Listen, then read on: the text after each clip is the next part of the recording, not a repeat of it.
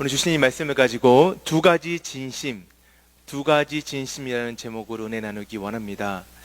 우리가 우리의 삶을 보면 두 가지의 마음, 두 가지의 진심이 충돌할 때를 종종 경험합니다.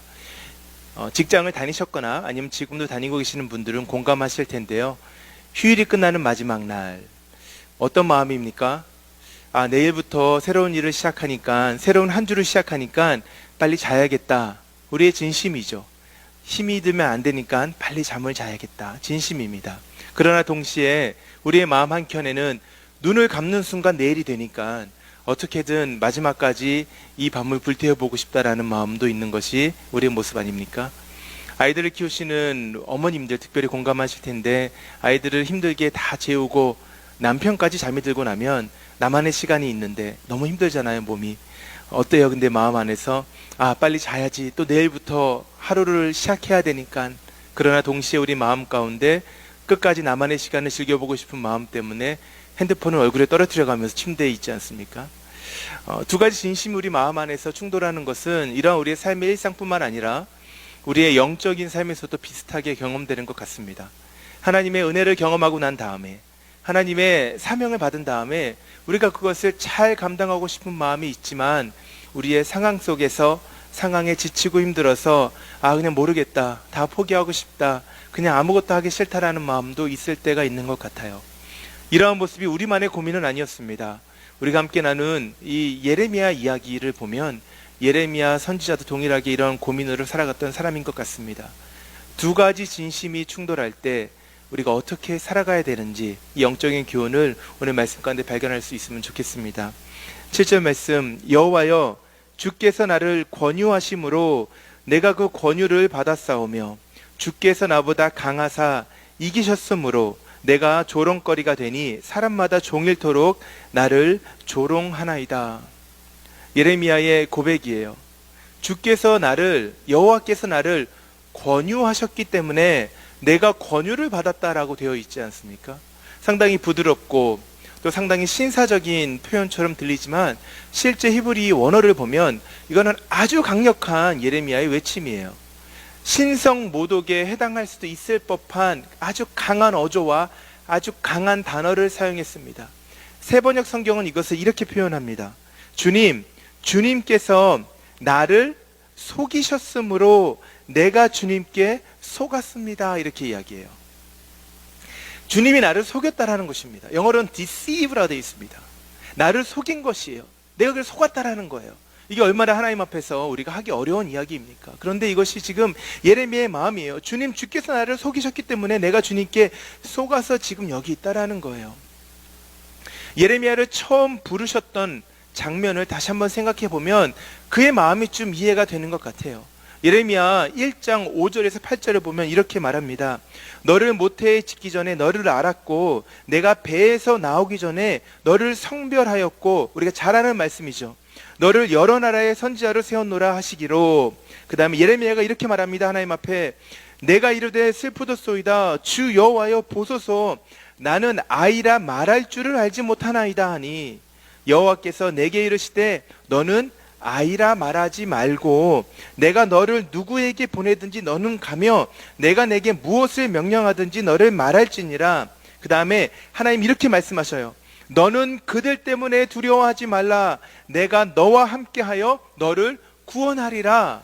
하나님이 이렇게 말씀하셨어요. 이 대화를 다시 한번 생각해보면 어떠한 모습입니까? 예레미야는 하나님 앞에 하나님 나 못할 것 같아요.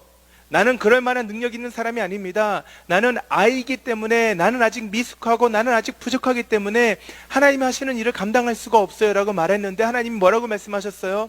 마치 예레미야를 설득하는 것처럼, 아니야 예레미야야, 너는 할 수 있어. 내가 힘을 줄 거야. 내가 너를 누구에게 보내든지 무엇을 말하게 하든지 가서 하면 돼. 내가 다 책임져 줄 거야 라고 그렇게 말씀하셨다라는 거예요. 그 예레미야는 어떻게 보면 어떤 마음이에요? 하나님이 시켜서. 근데 지금은 어떤 마음이에요? 하나님이 나를 속인 것 같다라는 것이죠. 이게 예레미야의 솔직한 감정선이라는 것이에요. 그래서 예레미야가 이렇게 이야기합니다. 주께서 나보다 강하사 나를 이기셨다라는 거예요. 내가 하기 싫었는데, 나 도망가고 싶었는데 주님이 더 강하니까 내가 꼼짝달싹 못하게 지금 이 자리까지 걸어왔다라는 것입니다. 그런데 뭐라 그래요? 결론이 무엇입니까? 내가 조롱거리가 되니 사람마다 종일토록 나를 조롱한다라는 것입니다. 하나님의 말씀에 순복하였는데 결과가 무엇입니까? 고난입니다. 어떠한 고난입니까? 하루 이틀 그냥 일어나고 끝나버리는 고난이 아니라 평생 동안 나를 마주하는 대적을, 그리고 평생 동안 내가 사랑하고 내가 함께하고 싶은 사람으로부터 버림받는 결과를 얻게 된 것이 지금 예레미야가 서 있는 자리라는 것을 예레미야가 고백하고 있죠. 오늘 보면 바로 앞에 기록된 말씀을 보면 성전에서 예레미야가 하나님의 말씀을 전했을 때 제사장 바솔로부터 매를 맞게 되고 감옥에 갇히게 된 일이 일어나지 않습니까?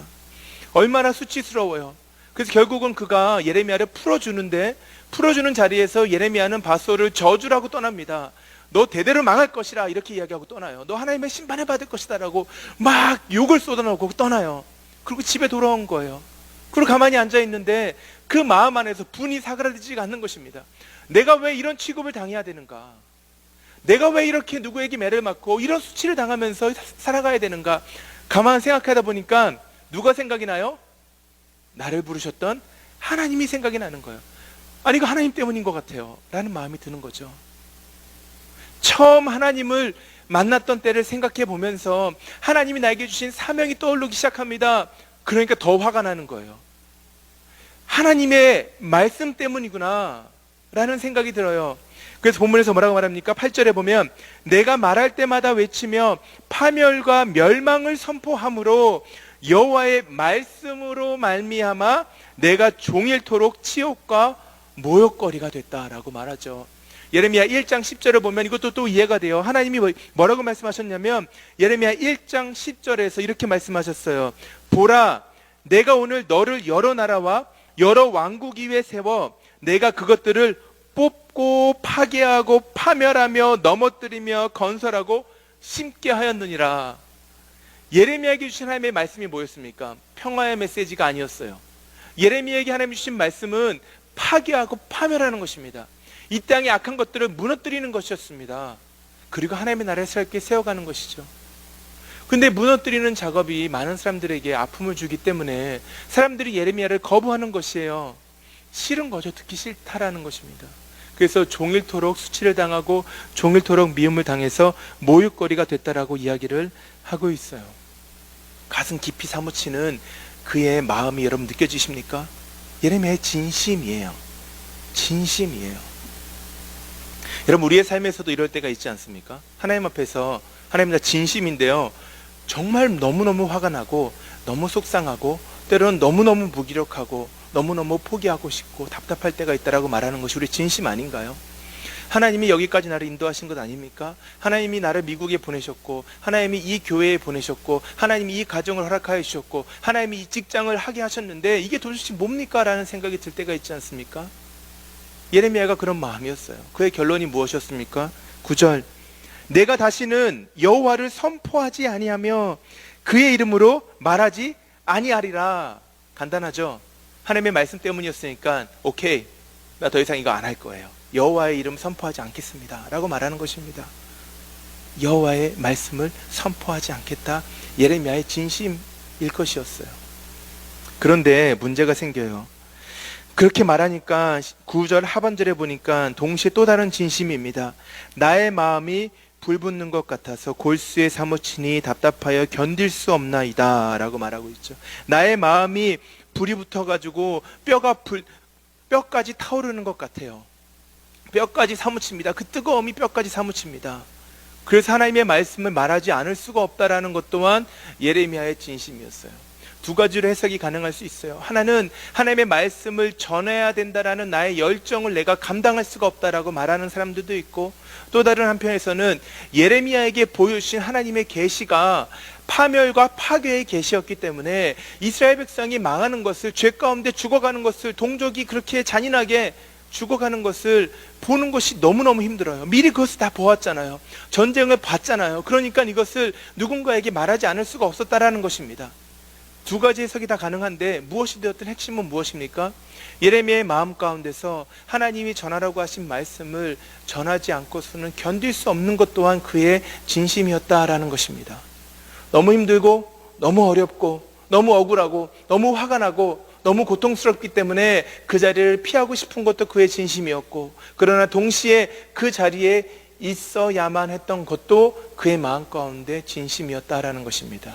이렇게 두 가지의 마음이 우리 안에 충돌하고 있을 때 우리가 어떠한 결론을 내릴 수 있을까? 여러분들에게 두 가지를 함께 나누기를 원합니다. 첫 번째는 때로는 모순적인 두 마음도 괜찮다라는 것이에요. 여러분, 때로는 우리 안에 일어나고 있는 모순적인 이러한 두 가지 마음이 괜찮다라는 것입니다. 예레미야 모습에서도 우리가 볼 수 있는 것인데요, 우리의 삶에 있어서 이런 자리에 우리가 설 때마다 우리가 낙심할 수 있습니다. 나는 왜 이거밖에 안 되나? 나는 왜 이렇게밖에 부족한 모습으로 살 수밖에 없는가? 여러분, 그런데 이러한 모습이 괜찮을 수 있습니다. 우리 안에 있는 이 두 가지의 충돌이 괜찮을 수 있습니다. 우리 자신을 너무 자책하지 않았으면 좋겠고, 이 가운데 너무 낙심하지 않았으면 좋겠습니다. 하나님의 말씀을 듣고 하나님의 사명을 받고 하나님의 은혜가 충만하여서 살아가는 이 땅에서의 삶, 하나님의 나라를 세워가는 삶은 이 세상 안에서 어쩌면 이렇게 충돌하고 넘어지는 것이 당연할지도 모르겠다라는 생각이 들어요. 우리의 마음 안에 하나님의 나라가 없잖아요. 그 하나님의 나라를 세우는 것이 얼마나 어려운 것인지 모릅니다. 하나님의 나라는 황무지에 세워지는 것이 아니에요. 하나님의 나라는 이미 나의 마음 가운데, 나의 가정 가운데, 우리의 직장에서, 우리의 교회에서 이미 세워진 다른 누군가가 지배하는 나라에 침략해 들어가는 나라죠. 충돌이 생길 수밖에 없다는 것입니다. 아픔이 있을 수밖에 없어요. 두 가지가 늘 내 마음 안에서 갈등할 수밖에 없는 것이, 우리의 가정 안에서, 교회 안에서, 직장 안에서, 일상의 삶 가운데 두 가지가 충돌할 수밖에 없는 것이 어쩌면 당연한 모습일지도 모르겠습니다. 그렇기 때문에 때로는 이렇게 하나님의 마음과 나의 마음이 충돌하는 것처럼 느껴지는 자리에서 우리가 우리 스스로를 너무 많이 자책하고 또 우리를 정죄하지 않았으면 좋겠습니다. 다른 누군가를 정죄하지 않았으면 좋겠습니다. 여러분, 괜찮습니다. 두 가지 모순된 마음이, 두 가지 모순된 진심이 내 안에 끊임없이 소용돌이 치고 있는 것, 여러분, 괜찮습니다. 그런데 두 번째 나누기 원하는 것은요, 그럼에도 불구하고 선한 진심이 이기게 하셔야 합니다. 선한 진심이 이기게 해야 돼요. 선한 진심이라는 것은 하나님의 마음을 담아내는 자리입니다. 선한 진심이라는 것은 하나님의 진심이에요. 예레미야가 갈등했지만 예레미야의 마지막 선택이 무엇이었습니까? 오늘 말씀뿐만 아니라 그 뒤에 이어지는 그 예레미야서를 쭉 읽다 보면 예레미야는 끊임없이 고난을 당합니다. 그럼에도 불구하고 그는 그의 마음 안에 있는 선한 진심, 하나님의 마음을 택하기를 원했어요. 그리고 그렇게 끝까지 살아갔다라는 것입니다. 우리의 삶에 있어서도 이런 충돌되는 마음 안에서 여러분, 하나님의 마음을 우리가 택할 수 있기를 바라요. 우리가 압니다. 하나님이 나에게 주시는 마음이 무엇인지 우리가 알아요. 그런데 그것이 힘들기 때문에 다른 것을 자꾸 원하는 것이죠. 그 자리 앞에서 우리가 하나님의 선한 진심을 우리의 마음 안에 다시 한 번 더 새길 수 있는 시간이 되었으면 좋겠습니다. 성경에 기록된 많은 사람들이 그렇게 갈등하다가 하나님을 택했어요. 모세가 그러한 삶을 살았고, 엘리야가 그러한 삶을 살았고, 사도 바울이 그러한 삶을 살았고, 예수 그리스도도 그러셨죠. 겟세마네 예수님의 모습이 어떠한 모습이었습니까? 그 자리를 피하기를 원해서 그렇게 기도했잖아요. 그런데 마지막에 어떻게 했습니까? 나의 뜻이 아니라 아버지의 뜻이 이루어지는 것을 마지막 기도의 제목으로 삼고 그 자리에서 일어나셔서 묵묵히 십자가의 길로 걸어가셨잖아요. 오늘 우리의 삶이 그러야 되는 줄 믿습니다. 하나님 앞에 두 가지의 마음으로 충돌하며 씨름하는 것 괜찮습니다. 그럴 수 있습니다. 두 가지의 진심이 우리 안에 충돌하는 것 괜찮습니다. 그럴 수 있습니다. 그러나 우리의 마지막 결론은, 오늘 우리가 이 자리에서 일어날 때에는 하나님의 진심을 내가 품고 나아가기를 원합니다. 상황을 내가 나의 마음에 담아낼 수 있기를 원합니다. 내 마음을 상황에 던져버리는 것이 아니라 상황을 나의 마음에 담아내서 나의 상황을 나의 마음에 담긴 하나님의 진심으로 해석하고 그 자리를 일어날 수 있기를 주의 이름으로 축복합니다. 그런 놀라운 은혜가 우리의 삶 가운데 가득할 수 있기를, 하나님의 진심이 우리의 진심이 될 수 있기를 주의 이름으로 축복합니다.